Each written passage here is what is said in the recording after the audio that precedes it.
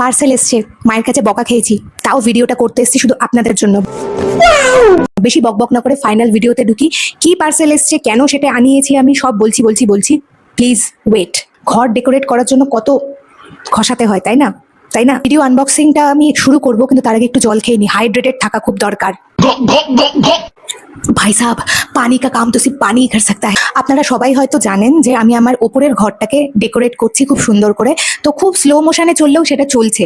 আর এই জিনিসটার থেকে বেস্ট কিছু হতে পারে না। বাড়িতে পুরো বইপত্র রয়েছে যেগুলো রাখার আমি ঠিকমতো জায়গা পাচ্ছি না, আর একতলায় সেগুলো রাখার বিন্দু মাত্র জায়গা নেই। তাই জন্য আমি অ্যাস্থেটিক ভাবে আমার বইপত্রগুলোকে সাজানোর জন্য আমি আনিয়ে নিয়েছি এই জিনিসটা। অ্যাকচুয়ালি প্লিজ মাইন্ড করবেন না, কালকে যখন পার্সেলটা এসছে আমি এই যে টেপটা আছে সেটাকে খুলে দিয়েছিলাম, তারপর হঠাৎ মনে পড়লো তো ভিডিও করতে হবে, তাই জন্য আমি আবার জেকে সেই রেখে দিয়েছি, খুলিনি।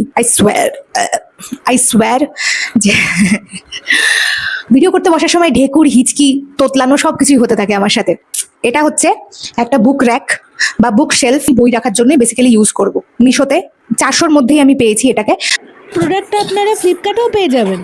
বাই দ্য ওয়ে, এটা ভীষণ ভারী, এটাকে নিচতলার থেকে উপরের তলায় আনতে আমার জান বেরিয়ে গেছে।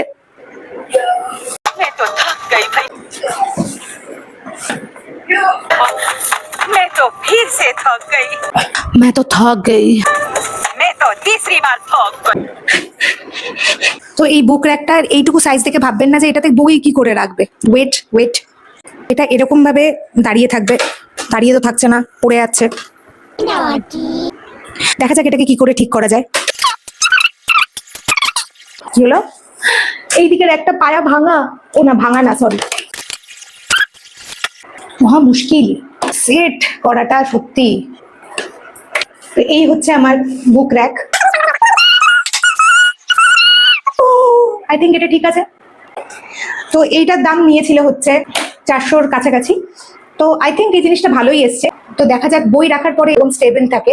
আমি তো এটাকে আর ভাঁজ করছি না, কারণ এটাকে খুলে লাগানোটা খুবই চাপের। তো চলুন, এই ভিডিওটা এইটুকুই। আবার দেখা হচ্ছে আরেকটা কোনো ভিডিওতে। আর প্রোডাক্ট রিভিউ বেশি এই মুহূর্তে আমি করতে পারবো না, আবার কিছুদিন পরে করবো, কারণ টাটা।